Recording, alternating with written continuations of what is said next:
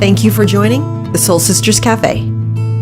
All right, Tracey, what are we diving into this week?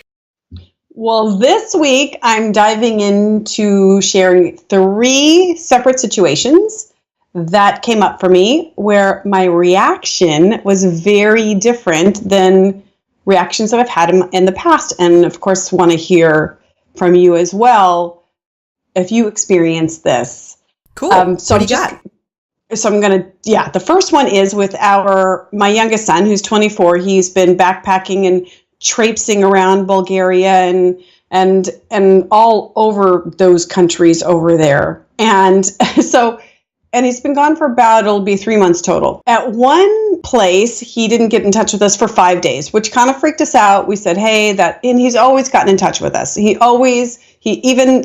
lives in a different state. He calls us regularly every few days. So when he was backpacking and doing all this, he waited 5 days to get in touch with us. It kind of worried us. It kind of freaked us out because it's totally not his MO. And we asked him, hey, can you stay in touch? Every 3 to 4 days, just even a little text message. Wi-Fi is wacky over there. So he said, no problem. So last week, I want to say it was 8 or 9 days went by. I'm texting him, calling, crickets, nothing. Actually, before I text and call, it was Sunday. I wake up, my husband's up very early on Sunday, and I'm like, is everything okay? He says, I'm really worried about our son. And I said, oh, okay. So now I'm like, okay, I guess it's time to worry.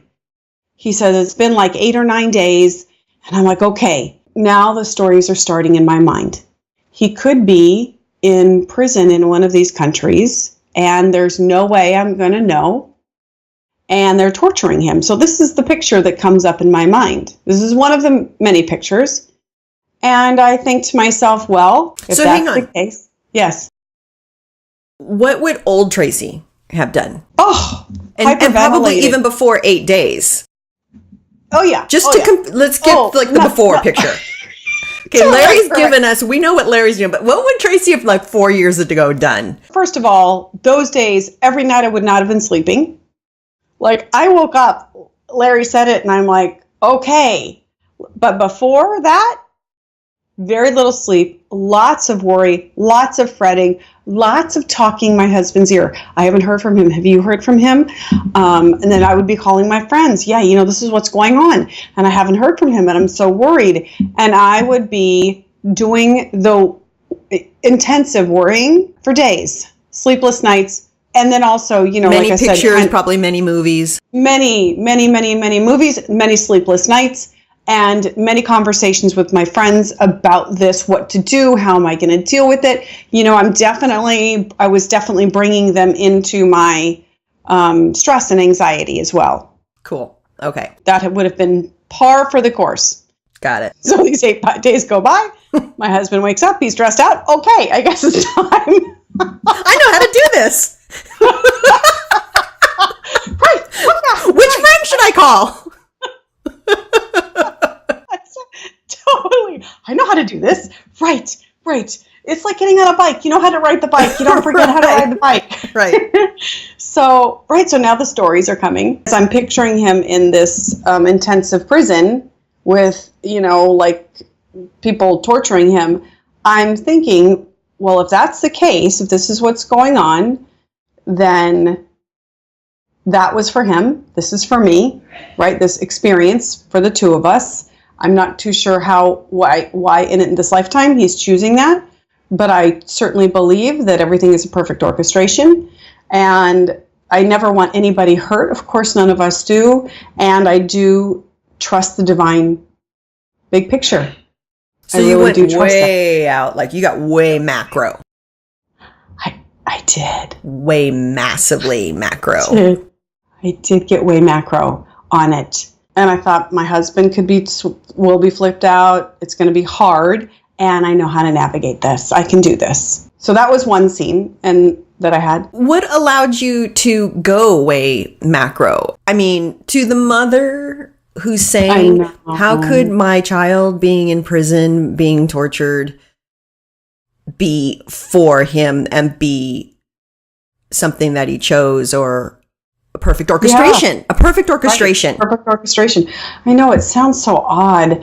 I do believe that we are all aspects of the divine, that God is in everything, not just me, not just you, not just my kids, but in the trees and in anybody and everybody. If God lives in me, then God lives in the murderer too. I'm no different. We are all children of God. So this is my belief, my knowing, and because of it, I actually do believe that we experience these things as humans, and we have these experiences, but I don't know what the big picture is for the planet, for his life. God knows that picture, not me. I don't know. I am a human experiencing the pain or loss or whatever it would be, or physical pain. Horrible things happen to people. And I don't know why all of that is, but I do have a profound faith in the divine plan, and I do see that if somebody is torturing him, that person is a child of God as well, is an aspect of the divine in form as well. They're no different. I don't agree with what they're doing. And you would be wise if there was a way for you to protect him alter the course of things. Of course, you would do it. Yeah, if a house is burning, I'm not going to go, and I'm in the house, I'm an aspect of the divine, so I'm going to stay in the burning house. No, we have free will, we have free choice, and I'm not going to walk down the middle of a dark alley at 2 o'clock in the morning. These things are just not wise. Right. So, something that helps me is in taking the exact situations from my own life. Yes. For example, my parents' divorce very, very early in my life. And the divorce proceedings were happening when I was conceived, which was during the divorce proceedings. So my family of origin and feeling like I was abandoned by my father, and what did that mean about me? And so that's just an example. And taking that and seeing the silver lining of that. Yeah. Learning that the meaning that I was making about that, about me, if he doesn't show up on a weekly basis, then that means I'm unlovable. And then I learn, look at the painful meaning that I'm making, and look that there was a silver lining, that he is not my primary source of love, that the creator is my primary source of love. And my primary relationship is not with my father or my earthly mother, but my divine creator. And so there were many silver linings to that in my development of mental strength and of where I was really going to put my trust and faith and energies. And so just all the experiences that I've had in life, jobs, friends, painful experiences between you and me, that had a silver lining, that required me to grow, that asked me to grow. And so those are just those. So then when I know someone who's going through addiction or divorce or anything painful, that they're usually, I can find, and I have found, a silver lining to those experiences in my life. So I have an experience, but going through it was awful. And it could take years and years and years of trying to sort it out. So I'm able to kind of transfer that way of thinking to the projected ones in my mind, the manufactured ones in my mind. So if it does go to worst case scenario, I trust that there is a silver lining, and I have many experiences finding the silver lining and ultimately learning the silver lining in my own life. So that I find that helpful. I totally agree. And even though, you think of worst case scenarios of, I have two friends who are victims of rape. And they have both told me that it was horrible, and they see the silver linings in that. Right. They see the universe, they see God, they see the silver lining in it, and they see how they've come through it, what's manifested after that, and the people that they've been able to help, and the lives that they've been able to change as the gift. So in their mind, their belief is that it's a gift. It was a crazy, weird gift. So to me, that's a pretty extreme one of it. But both of my friends are very clear on their experience. And the other thing is, right, is we have this idea that we, the universe, look at how great that thing is that I just got. Look at how great that job opportunity is. Look at how wonderful. We're so happy like that. Like the universe gave us this wonderful thing. And yet, if my son were in hellacious prison, it's the same thing. If the universe is giving us everything, then it's the same one. Who am I to judge which one is good and which one is bad? There is no good, there is no bad. I have my preferences. Sure. Yeah. I have preferences. Yes. But now, I thought you were going to say that when we get that great job opportunity, also what we think is going to just be 100% pure joy turns out to be goes a different path, walks a different path. Yes. So it's kind of this attitude of detachment too, because I've had job opportunities and I've had promotions and raises, and then it was the most hellacious experience ever, and had a ton of growth opportunities for me. Right. And were hard passages in my life. But same thing, marriage. Oh my gosh, I found the man of my dreams. And then it doesn't turn out that way. Or, oh my gosh, this child, the best thing ever. Oh my gosh, biggest challenge ever for me. Or, oh my gosh, I'm finally moving to France. And then it's very difficult in some way. So the difficulties can come with silver linings, and the things that we think, oh my gosh, are those like emblems of accomplishment, also come with challenges. So it's all, just taking it all in with the meaning that we make it. Yeah. I think that goes to the meaning that we make it. Yeah. Yeah. Oh, this is and it's good or bad. So if we just go with the idea that it just is, and it is all perfect, everything is a perfect orchestration of the universe, of the divine, of God, then, so that's where I went with it. Okay. With our son, then it's a perfect orchestration for all of us, no matter what it is. He could be on a cliff. I don't know. First of all, I don't know. So there's that aspect. Mm-hmm. So I'm going to get my panties all in a wad, and I really have no idea.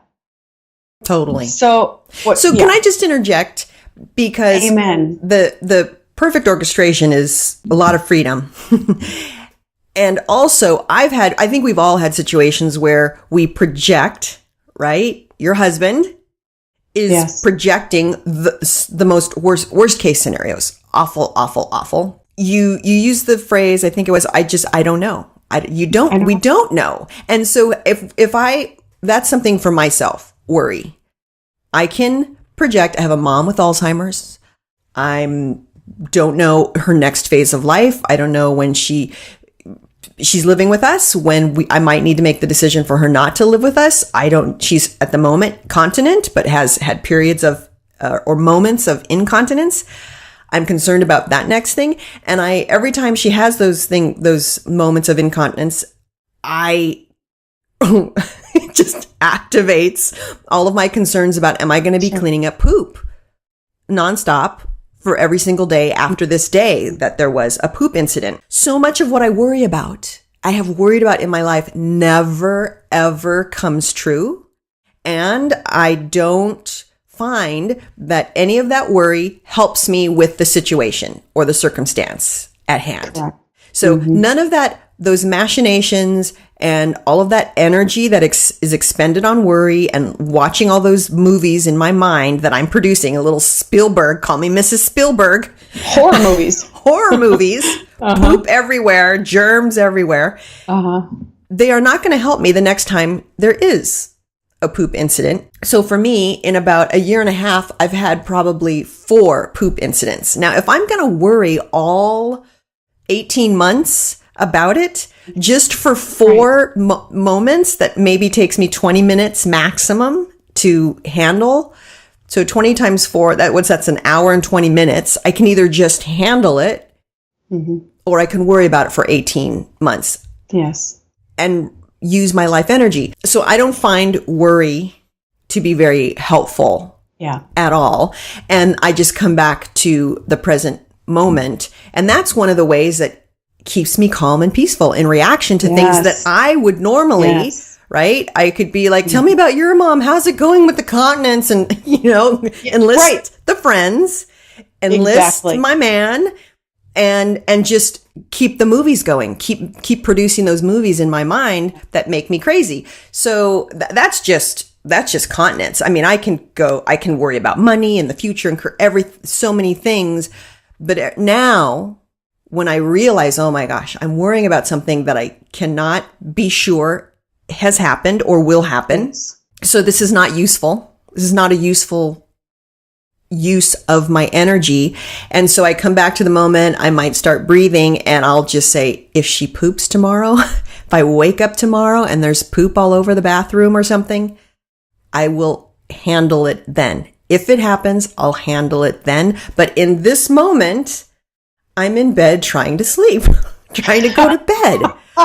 Totally. Or trying to write a blog, or trying to clean the living room or vacuum. In this moment, it's not happening in this moment. So I'm not going to use my energy to worry about it. I hear that with you as well. Like, you're not getting the call from the Bulgarian consulate about your son. Right? And you're breathing, you're in your place. Larry's alive. You're alive. You're, right. I'm in my little lovely home and I'm doing whatever. I mean, it's like, okay, this is what's happening right now for me in my life. If he's being tortured, there's nothing you can do right now. And until you know that for a fact, you cannot do jack. Yes, and there were certain things that I could do that I did do. I checked on certain ways. I called Verizon to see if anything had been going on. There were certain things I'm like, okay, so what can I do? What is within my power to do, again, because we all have free will, we have free choice. I'm just not a victim to oy vey, I can't do anything, I'm just self-acclaimed. No, there were certain things that I could do. I did them. That's as much as I could do. So when I would notice that I was worrying, there's worry again. There's my, lovely catastrophe going on. Okay, I'm right here. This is this moment right now. And do you want to say how that situation turned out? Do you have it? Yeah, do you know how it turned out? Yes. Okay. Like about an hour later, after all this fretting, 2 hours later, he calls, "Hey, Mom." I'm like, "Oh, you're alive." I had texted him and said, "Hey, just, if you're around Wi-Fi today, please call because we're getting a little worried. And this is what I've done. These are the steps I've taken as your mother who loves you. These are the steps that I can take. Everything else is out of my hands. Please get in touch." And he called. He said, he said, "So sorry, blah, blah, blah." Explained to me what's going on. Done. Oftentimes that is how it works out. And sometimes it doesn't. And either way, I can navigate those, whichever way it works out. So that was my first one of feeling like, there we go. Just kind of bobbed and weaved through. It's a very different reaction. And any parent out there is probably having whatever thoughts they're having. So that was the first one. And then another one was my mom has multiple sclerosis. She can't really do a lot.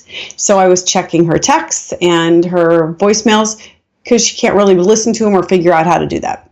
So I go through periodically, and because there's MS brain. She has MS brain and MS hands, so she can't. Right, just the idea of like, oh yeah, I've got to check my texts or delete them or look at them, doesn't really fully compute. Click. Yeah, totally compute, and it's really physically actually very hard to do that. Fine motor skills. So I was going through and I see a text that she texted to our nephew saying, "Hey, congratulations on your first day of college," which was so super sweet. And he says, "Yeah, I'm really looking forward to the next 4 years," or something like that, or the beginning of the next 4 years. And she said, "Well, hopefully you'll finish within 4 years." And he's like, "I don't know why I wouldn't." And she said, "Oh yeah, right. You're not burdened with children." So just to back it up a little bit, my mom and my dad got divorced when I was 4, my brother was 2, and she ended up going back to college, put herself through college while working and having 2 kids and no support from really not very much support from my dad, who was an alcoholic at that time. He's been sober my whole adult life. Should I do old Tracey first? Sure. Like, first of all, yeah, do old Tracey. That was so for pretty. You listening, it's still pretty Tracey. Yeah, if you read a text from your mom, it would be so curious, like to hear from other people. If you read a text from your mom saying basically that you are a burden, how would you feel with that? So I'm going to tell you, so my first feeling was, like, wow, oh my gosh, there's that. And now I will tell you, if this had happened years ago, I would have called Jordan so fast. And if she was busy, I would have said, it's urgent. Right. Call me now. Right. Because that would have freaked. I mean, I would have been all up and down telling Jordan all about this, about my whole childhood, about how, Would have been like anger. Oh, I would have been angry. I would have been, how dare she? Because Insulted. I take care of her. Yeah, I take care of her. So I would have been like, I can't believe here. I'm the one that takes care of her day in and day out. I do this for her. I would have given you the whole, I would have given you the whole laundry list of everything that I do for my mom. And can you believe? Can you believe? You believe what she said? She texted. Oh my God. Right. A burden. And look at all the things I do now. I'll tell you what a burden is. Oh, I would have been at home with my husband. You poop. Wiping your arse. Right. That's a burden. Right. On and on and on. I would have been at home at my husband, in my husband's face. Can you believe this? And he would have agreed with you. Totally. And honestly, this is the first time I've actually spoken these words about this text out loud. Because that's how much of a blip it was. So tell us about the blip, because that's clearly an after. Yeah. So the blip was, I read this and I go, oh, that didn't feel good. I'm noticing, that didn't feel good. Oh, here's me taking that personally. Oh, look at that. And of course, first of all, imagine being a single mom with an ex-husband who's an alcoholic. You're trying to put yourself through school. You got 2 little kids. I mean, talk about worry. You're worried about the future. Worry, right. She's going to school so she can support us and herself. And yes, having kids at that time would could easily feel like a burden. And does she love me any less because of it? Does she love my brother any less of it? No, of course not. Like, these are just my human thoughts, right? Like, oh yeah, of course, I totally can. I have so much empathy for the stuff that she's gone through, that many of us go through. And so then I was like, so there's that, just the humanness of it all. And then really moving then to, oh my God, she's a child of God. She's an aspect of the divine in form. She's a manifestation in form of God. And I love her. I mean, it is just, I know who she is. And she is doing the best she can on this planet right here, right now. Then now not only am I just kind of talking myself, noticing things like, oh, look at that, but now I'm in complete love. The experience I'm having now after that was like, oh yeah, I know. Oh yeah, it's complete love for this other human being. She doesn't have to be my mom anymore. It is just another human being that is an aspect of the divine, that is a manifestation of God in form. And now I feel so lovey-dovey inside, after, right? I read this text and I'm like, oh, I just love her. Look at her. How being cute adored. is she? Right? It is crazy. So go ahead. What were you saying? 2 things. One, that God is a phrase, is a term for the creator of all that is that Tracey and I resonate with. And that does not exclude any other name that you would use or feel comfortable with.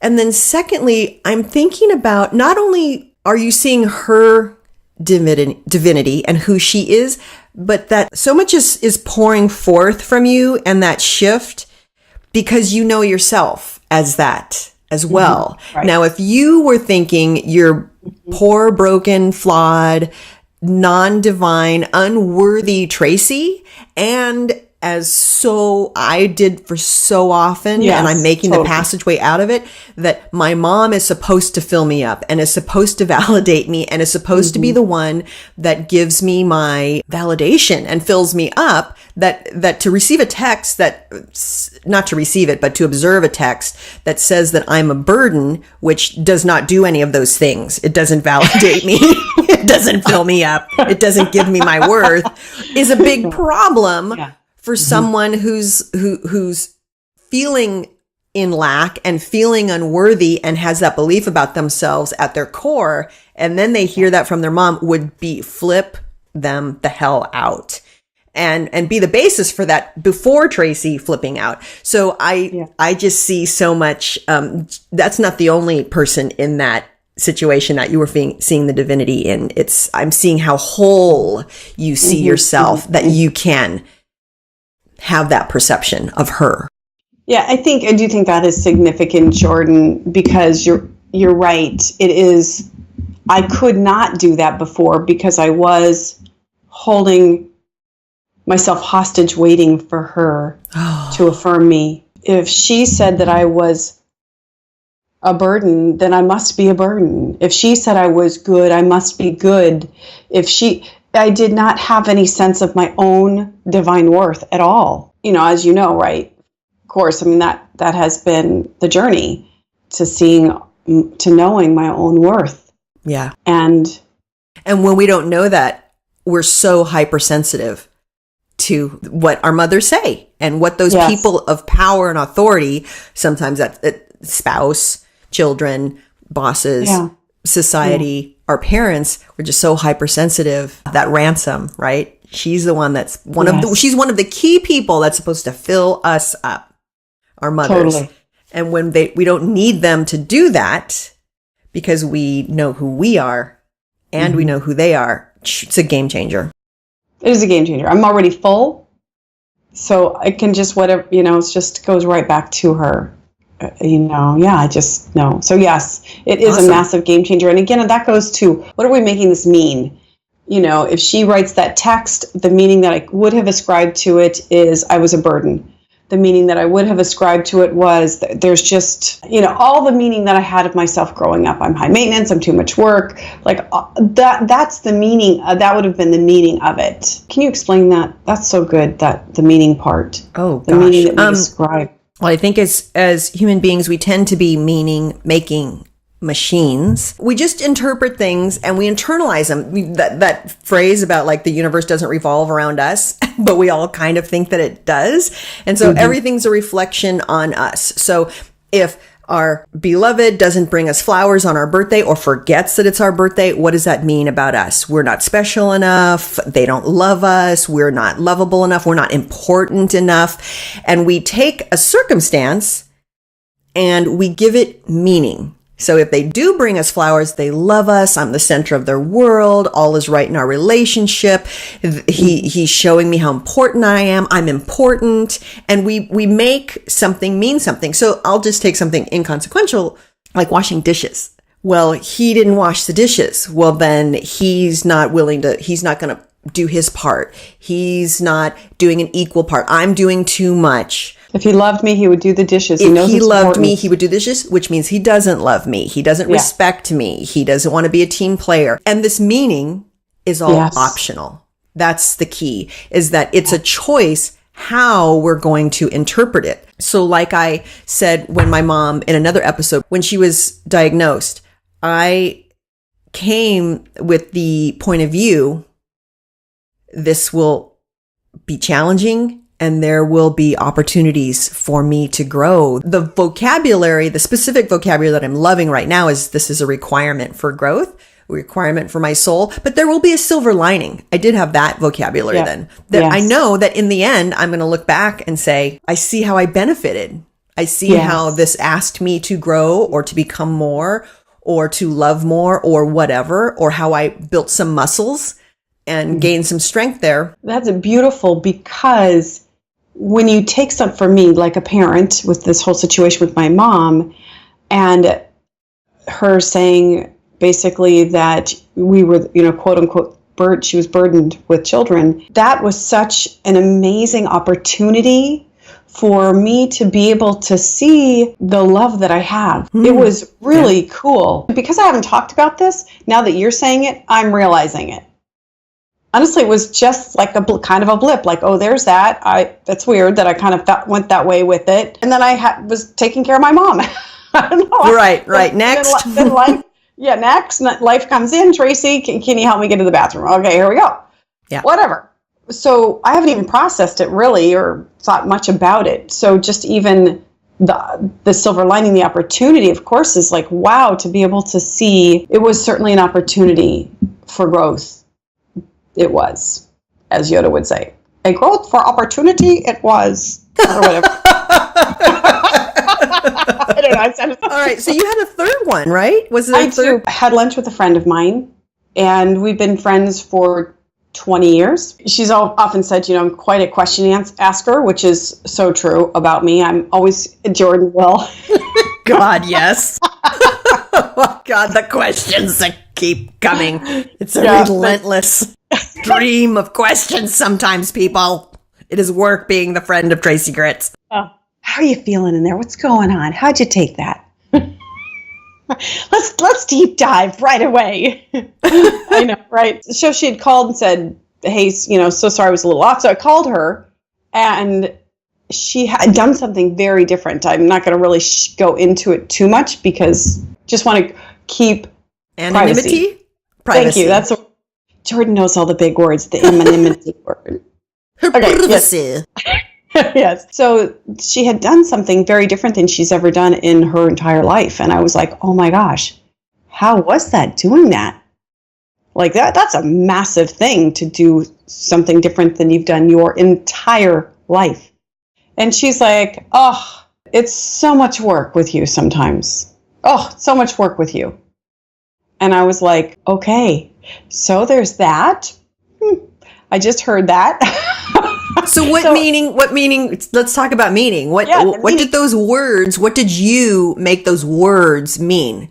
What was your choice? Yes. What my whole experience in my lifetime, my story about myself has been, I'm high maintenance. I'm a lot of work. I'm difficult. People, I may have actually said that to Tracey a couple 20 or 50 or 100 times in the duration of my friendship with her. So maybe my story about Tracey was the same story. She enlisted me. She got me. She caught me on her fish hook. I may have supported that story a little bit. And I kind of probably lived up to it. A little bit. A lot of it, maybe? A little bit. I might have promoted that. Maybe. I might have promoted that. So this is, right, it's like this is the wound that I've had growing up and this experience of why one of the reasons I'm unlovable that I've had in my mind of why I am unlovable is because I'm difficult. She says this and I'm like, wow, so there's that experience. There's these words actually being said to me, which have not really been said to me in a long time. Usually I would be busy saying them to myself. Actually, probably the other person that would really say it would be like Jordan or my husband, my mother, because I was probably being the most difficult to all of those people. So I noticed myself wanting to feel embarrassed. I noticed myself wanting to shrink. I'm noticing like, oh, these are these very familiar feelings. Feeling embarrassed, shrinking, somebody's saying, they're saying I'm difficult, I don't want to be that way, they won't like me, all these things I'm noticing, oh, look at there's that. And then I come to, so here I am asking a question about this one experience, and this person doesn't love that. And they don't have to. This is me. Honestly, I'm going to ask those questions. I'm not going to not ask them. It's too hard to be somebody other than who I am. It's very hard to be somebody other than who I am. I thought this is a great opportunity for me to see the difference in as friends, that yes, I am that way and I will ask. And the questions are that question was very challenging for her. She didn't love it. And I'm noticing my wanting to fix it, my wanting to be different, my wanting to shrink, and then going, yes, of course. These are all old feelings for you. And who you are is perfect. Mm-hmm. The way you roll is perfect, Trace. Mm-hmm. You said this from love. You knew you were loving, you being loving and concerned about her thoughts or what her experience, and you were there with that. And we just chatted. I kept it really light, blah blah blah, and and then I'm like, okay. So and no hard, nothing after that. It was for me, honestly. I mean, everything is for each other, but I know for me. Now, for me, 2 years ago, 3 years ago, 4 years ago, I would have been devastated.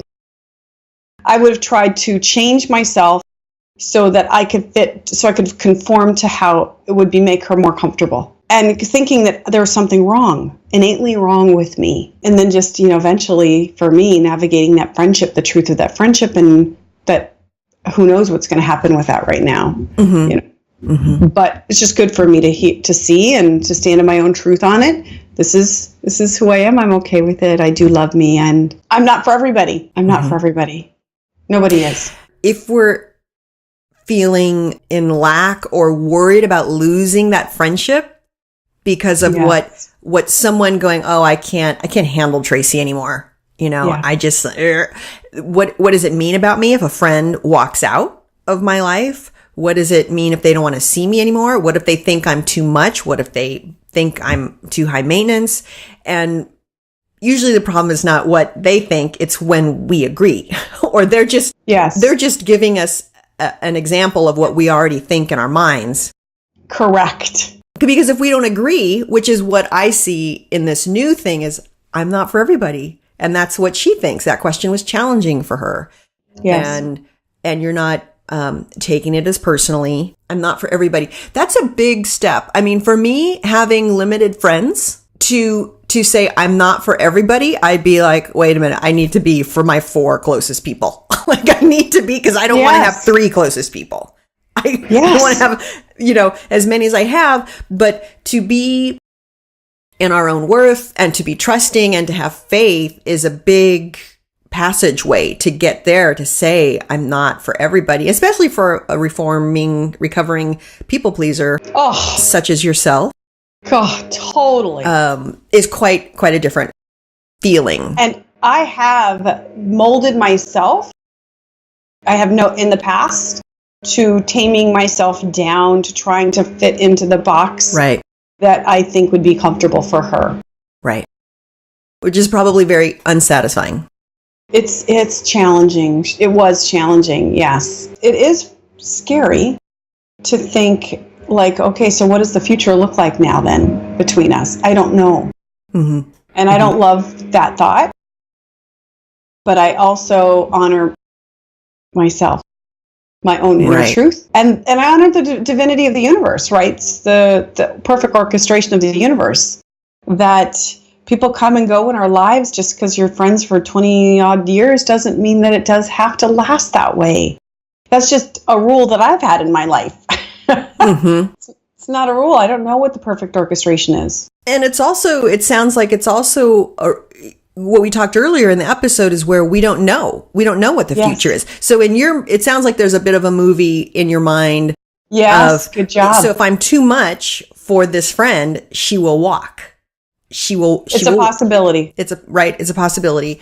And, okay, I just see myself, I'm not going to conform. So then we're just going to continue having these clashes. And then so we part ways, which is may or may not happen. We don't know. So it's just, I don't know, but I'm here and I know that this is who I am. And I know that I'm not willing to conform anymore. And I'm willing for the next phase to be what the next phase is. Between two people, one who doesn't want to conform and one who maybe thinks I'm too much.